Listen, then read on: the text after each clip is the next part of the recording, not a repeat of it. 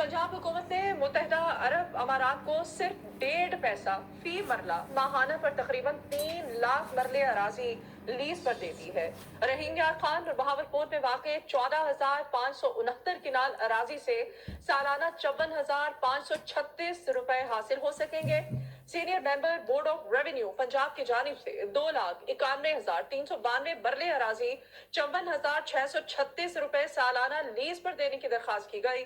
पंजाब हुकूमत ने 1,821 एकड़ से ज्यादा अराजी 30 साल के लिए मुत्तहिदा अरब अमारात को लीज पर दे दी है। अस्सलाम वालेकुम नाज़रीन, आप देख रहे हैं निगहबान पाकिस्तान। मैं कुर्बान इमरान खान। यही जगह इससे ज़्यादा पे अपने वतन को दी जाती तो क्या होता, लेकिन उसका ये तरीक़ाकार है कि ये जो 2 साल का डेफर, जो 2 बिलियन का डेफर पेमेंट वो किस तरह होनी थी, वो इसी तरह होनी थी ना। एक तो उसने हाथ पकड़ लिए पूरी दुनिया में, इसके अपने मुल्क में बुरा मनाया गया कि ठीक तो यहाँ पे आइए याशी कर, लेकिन तू वहाँ पे वो तूने ये क्यों किया, उसके अपने भी हो गए। अच्छा जी, एक और आपके लिए खिदमत पेश करना, ये स्टोरी सुन लीजिएगा, फिर मैं आपको बताऊँगा। ये सुन लीजिए पहले कि ये क्या कह रहा है, आपका मनपसंद आपका जिगर।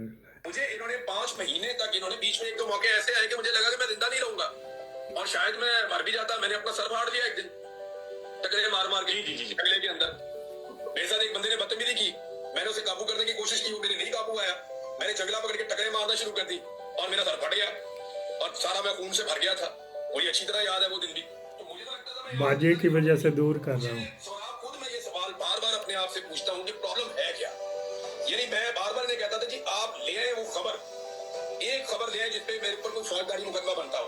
आपने मेरे ऊपर 30 मुकदमे दिए, मैं 90% से ज्यादा मुकदमा में बाइज्जत बरी हो गया हूँ। साबित नहीं कर सके आप आज तक।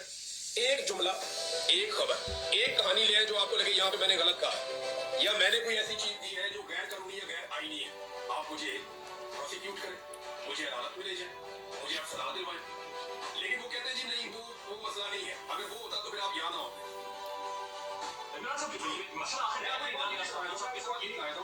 हमारे कुछ साथी हैं, कोटा जाके कुछ बड़े सीनियर लोगों से मिले थे जब मैं युवा था। ना सिर्फ सहाफी बल्कि कुछ बड़े बिजनेसमैन हैं वो भी। इन लोगों ने मुझे बाद में बताया, इन्होंने कहा कि इमरान साहब ये जो एस्टेब्लिशमेंट है ना, अब वो लोगों के नाम लेना मुनासिब नहीं है, वरना कल से मेरे ऊपर एक नया सिलसिला शुरू हो जाएगा। मैं मुसीबत खुद खरीदता भी तो हूँ ना, जरूरी नहीं है कि सारी मुसीबतें मेरे ऊपर खुद ही आ रही हो। बहुत सारियों को मैं खुद भी दावत दे देता हूँ बार। मैं आपको क्लियरली बता देता हूँ, मुझे उन्होंने कहा कि यार आपका नाम लेते ही ऐसा चेहरा बिगड़ता है, ऐसे मुंह से फूल झड़ने लगते हैं कि खान साहब हम आपको क्या बताएं। तो कोई जाती नौयत की भी नफरत है, मैं इन लोगों को जिंदगी में कभी मिला ही नहीं, लेकिन इतनी नफरत कहाँ से आई मेरी समझ से बाहर। क्या ये जो माफ़ी हो रही है, मैं ये नहीं कह रहा कि बेहतर कर रहा होएगा, जिन लोगों से ये ज़्यादतियाँ हुई हैं, ठीक है जी। यहाँ पे तो सिर्फ जो पाँव में संगल ही बांधा तो वो अपने बेटे की खातिर तड़प उठा, जिनको 15-15 दिन अंधेरे में रखा हुआ, जिनकी आंखों की बिनाई ख़त्म हो गई, जिस तरह हाल था इसका। हीरो लगता था, तब ये देखो जो ना दादा नाना लगता था। इसका कौन इसका न्याय कौन देगा इस चीज़ का? ये करते रहेंगे, मैं इसके मुखालफ हूँ, लेकिन जहाँ या हक पे है तो फिर ये तो बेचारा बुला रहा है। अब इन बगैरतों को, कल परसों उसका मैं सुन रहा था, इन कुत्ती के बच्चों को, सातों को कहा कि मुझे बुलाओ, मैं आके फौजियों को, अदालतों का क्या हो रहा क्या नहीं हो रहा। जमात इस्लामी ये गज़ा का मार्च कर रहा था, पुलिस ने कि ये फ़ोटो अतवाक से बन गई तो उसको खिंचा तो है, तो वो इसके ऊपर नहीं बोलती। अच्छा जी, स्पेशल एपिसोड है ये, रात के पिछले पहर, फिर इसकी यादें भी हम कुछ करेंगे, ठीक है जी। ये प्रोफेसर मोहम्मद आरफ साहब हैं, जल्दी सुना देते हैं। ये थे ना, ये कोई मॉडल है कि नाल टीवी एंकर के, ये मलक मिराज खालिद अवान थे कौम के, ये इमरान खान के गांव के साथ वाला गांव है इनका।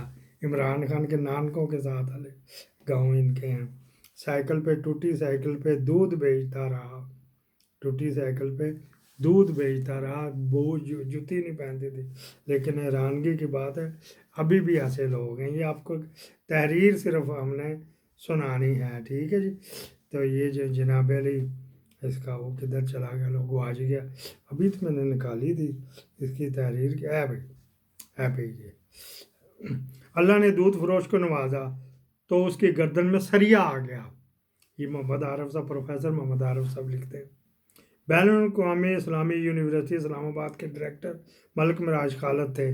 وائس چانسلر ہی کہہ لیجئے.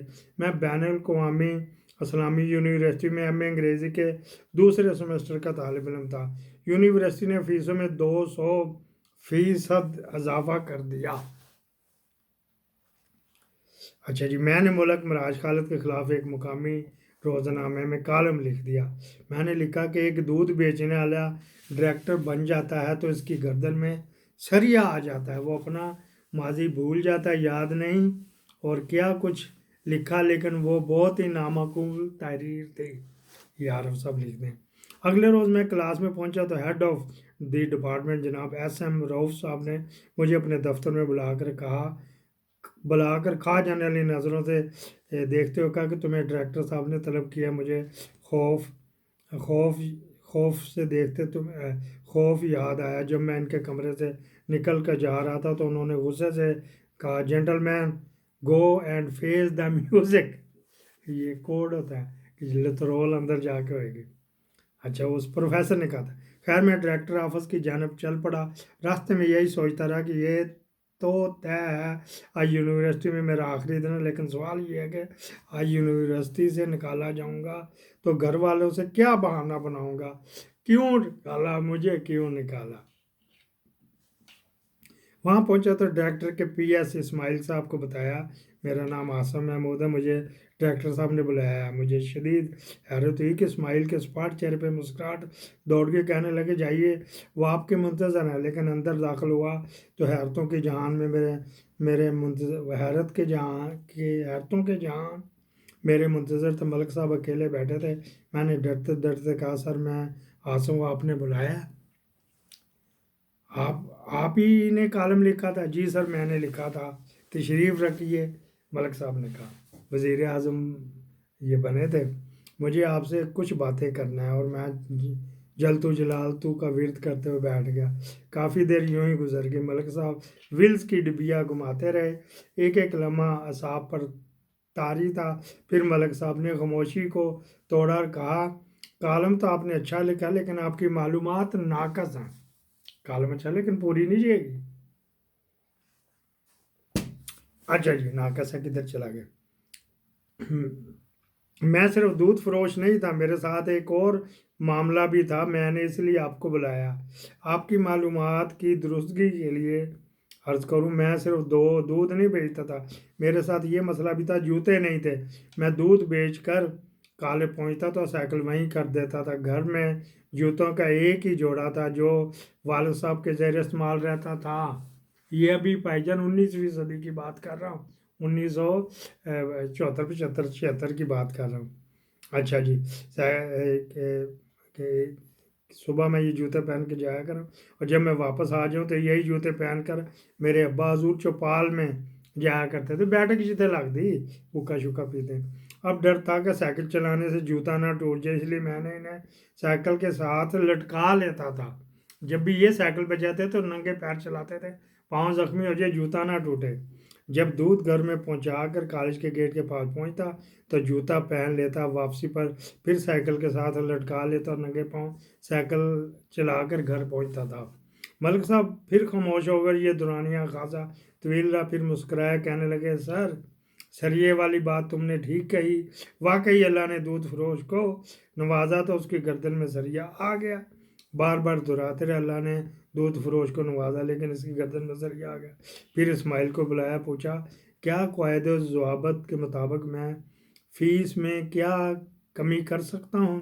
اسماعیل نے کہا سر ڈائریکٹر کے اختیار میں نہیں ہے. کہنے لگے اختیار میں تو نہیں، لیکن اگر میں نوٹیفیکیشن جاری کر دوں تو پھر تمام لوگ کر لیں. وہ فیس ہی کم کر دیں, نوٹیفیکیشن واپس لے لیں. فیس میں اضافہ نہیں ہوگا. تو میں کمرے سے باہر نکلا, اس حکم نامے کی کاپی میرے ساتھ تھی. اچھا جی کیا, اس نے اسماعیل کو بلایا تھا, کیا کر سا, انہوں نے کہا جی نوٹیفیکیشن واپس لے لو, تو واپس لے لیا. ڈپارٹمنٹ پہنچا تو ایس ایم رؤف صاحب نے پوچھا ہاں کیا ہوا, میں نے نوٹیفیکیشن آگے رکھ دیا. سر یہ ہوا. رؤف صاحب کی آنکھوں میں جو حیرت تھی مجھے آج بھی یاد ہے. آج اگر کوئی مجھ سے پوچھے وائس چانسلر کیسا ہونا چاہیے تو میں کہوں گا اسے ملک معراج خالد مرحوم جیسا ہونا چاہیے. آپ ملک کے اعلیٰ ترین عہدے پر فائز رہے. جب انتقال ہوا ایک کرائے کے مکان میں رہتے تھے. اللہ تعالیٰ ان کو جنت میں اعلیٰ مقام دے. یہ تھے. اب آگے یہ کرنل حسین صاحب تھے ہوم سیکٹری. میں ان کا دھیان کنڈکٹر تھا, اوکا پرنے والا ایمی کالونی والا, وہ جو پیر پگاڑا کے سجے کبے کھڑے ہوتے ہیں یہ وہ وغیرہ. پیر پگاڑا بھی ان کے گھر بھی ملے تھے کرنل حسین کے. ہوم سیکٹری کو مجھے بھیجا تھا جہاں ملک مراج نو دیا. وہ جلندری پنجابی بولتے تھے, جلندر کے رہنے والے تھے. وارس روڈ جہاں نرالا سویٹ ہے نا, اس کی گلی میں ان کا گھر تھا. اچھا پھر بیچ گئے, وہاں پہ ورک شاپیں کھول گئی. تو اتنا شریف تھا وہ, پھر وہاں سے بیچ ہی گیا کوٹھی, تو چلا گیا ادھر گلبرگ میں. تو میں دینے گیا تو بیٹا روڈ میں اندر چمن سویٹ کے ساتھ اوپر اس کا دفتر. میں نے اس میں لکھا کہ یہ اپنی سٹوری بھی لکھی. تو لوگوں نے جناب علی اتنی لائک کی ہے, 38 لوگوں نے میرا لائک کیا.